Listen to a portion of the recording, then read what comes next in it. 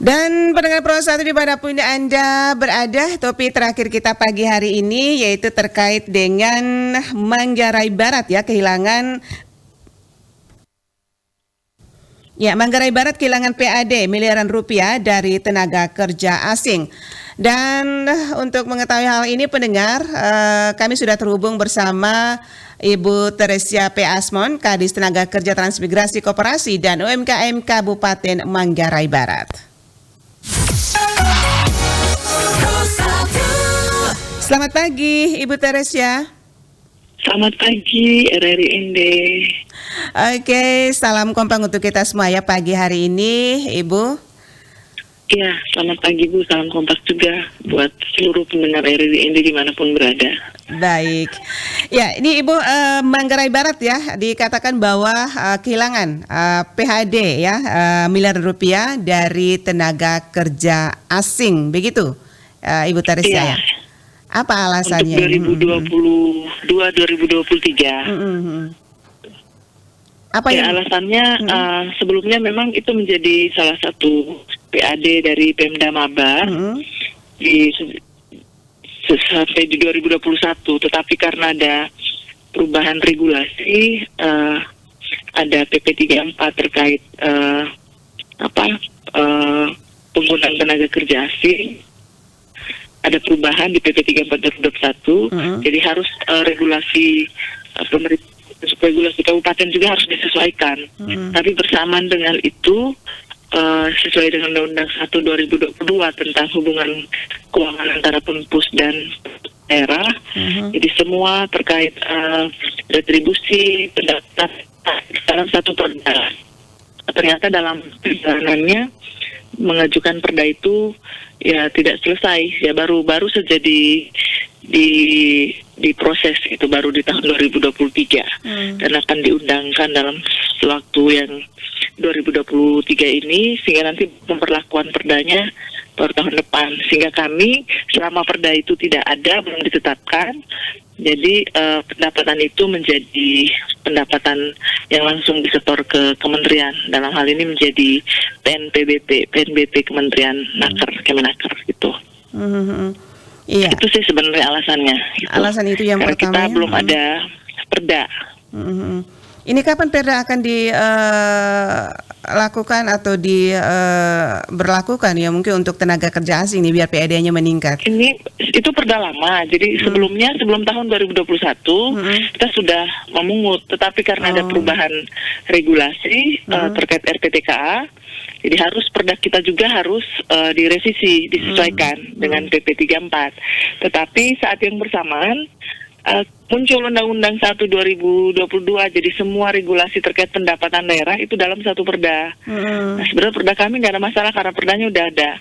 Tetapi ada perda retribusi pendapatan yang lainnya, yang dari OPD yang lain, yang mungkin mendapat catatan, belum dapat persetujuan dan lain-lain. Jadi akhirnya perda kami terikut karena dalam satu perda. Jadi terkait RPTKA pun akhirnya mengalami depending untuk penetapannya karena ada aturan regulasi yang lain untuk pendapatan yang lain itu belum memenuhi syarat atau apalah prosesnya, sehingga baru 2023 ini sudah diasistensi sampai kementerian dan masih menunggu waktu untuk diundangkan gitu. Kalau sudah diundangkan, berarti kami tinggal lapor ke kementerian untuk diberi hak akses untuk pungut kembali. Kembali ya tenaga kerja asing begitu. Iya. Apa yang jadi itu menjadi pendapatan daerah. Apa yang dilakukan tenaga kerja asing di Manggarai Barat ya, ada usaha-usaha atau seperti apa? Di Manggarai Barat kebanyakan memang tenaga kerja asing itu dipekerjakan di industri pariwisata ya, seperti hotel bintang 5, terus usaha-usaha seperti di marine tourism seperti diving gitu. Jadi lebih ke tenaga profesional. Jadi ada beberapa yang jadi chef dan ada beberapa yang di bisnis ini marine ya, di bisnis diving gitu. Itu terus dilakukan ya pengawasan oleh dinas tenaga kerja begitu ya. Kami tugasnya wajib gitu melakukan pengawasan terkait tenaga kerja asing. Jangan sampai nanti misalnya perusahaannya mungkin tidak punya legalitas untuk mempekerjakan TKA. Terus berikutnya mungkin tenaga kerja asing itu harusnya hanya bekerja di mana gitu, tapi bekerja juga itu diawasi semua gitu. Harus sesuai dengan RPTKA-nya, rencana penggunaan tenaga asingnya. Oke, ini mudah-mudahan kedepannya nanti mungkin bisa dilakukan pungutan lagi ya untuk di tenaga kerja asing begitu ya, biar PAD-nya meningkat. Iya, begitu. itu otomatis ya, itu otomatis kalau perda sudah ditetapkan, nanti kami akan laporkan ke Kementerian. Tinggal nanti billingnya diarahkan ke Manggarai Barat untuk semua tenaga kerja asing yang bekerja di Manggarai Barat itu. Kira-kira kapan realisasi undang-undangnya ini, Ibu Tres?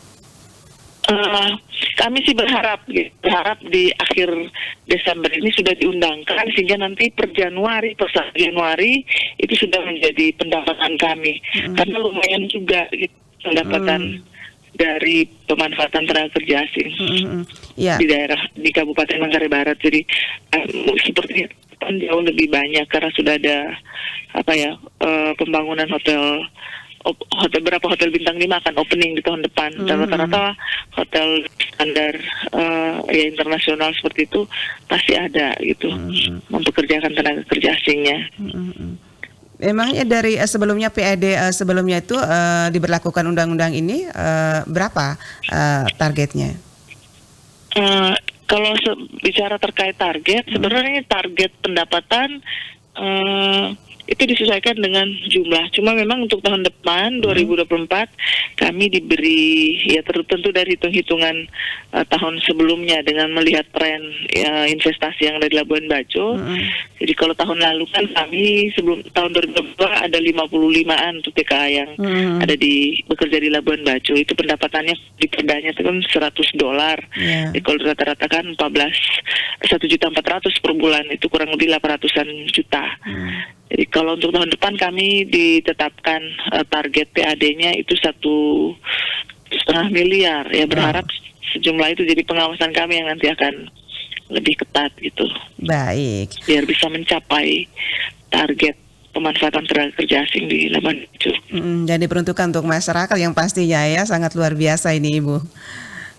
Iya, diperuntukkan untuk masyarakat, juga untuk pelatihan pendampingan gitu. Ini kan dana kompensasi, itu istilahnya dana kompensasi itu, pemanfaatan tenaga kerja asing. Oke, baik.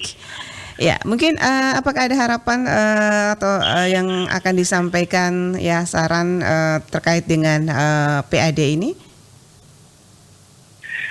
Ya, kalau PAD sebenarnya tidak hanya masalah PAD ya dari pemanfaatan tenaga kerja asing ini. Jadi selain kita mendapat dana kompensasi yang namanya yang di pendapatan daerah, juga pemanfaatan tenaga kerja asing ini sebenarnya supaya ada transfer, karena tenaga kerja asing yang bekerja dipekerjakan di Labuan Bajo dan di Indonesia hampir pasti itu tenaga kerja ahli gitu. Dan mereka punya kewajiban untuk men-sharing knowledge kepada tenaga kerja lokal. Jadi ada beberapa. Jadi satu tenaga kerja asing itu pasti mendampingi 2 atau 3 tenaga kerja lokal. Jadi ada transfer knowledge dari tenaga kerja asing itu ke kita lokal. Itu salah satu hal yang selain PAD yang kami harapkan. Dan sejauh ini dalam pengawasan kami ke beberapa industri memang seperti itu pemberlakuan industri. Jadi perusahaan juga tahu bahwa ini harus ada tenaga pendamping yang mendampingi atau didampingi oleh tenaga kerja asing. Baik. Ya. Tenaga kerja lokalnya. Terima kasih Ibu Teresia P. Asmon, Kadis Tenaga Kerja Transmigrasi Koperasi dan UMKM Kabupaten Manggarai Barat sudah bersama Pro 1 RRIND pagi hari ini. Salam sukses. Ya, selamat pagi.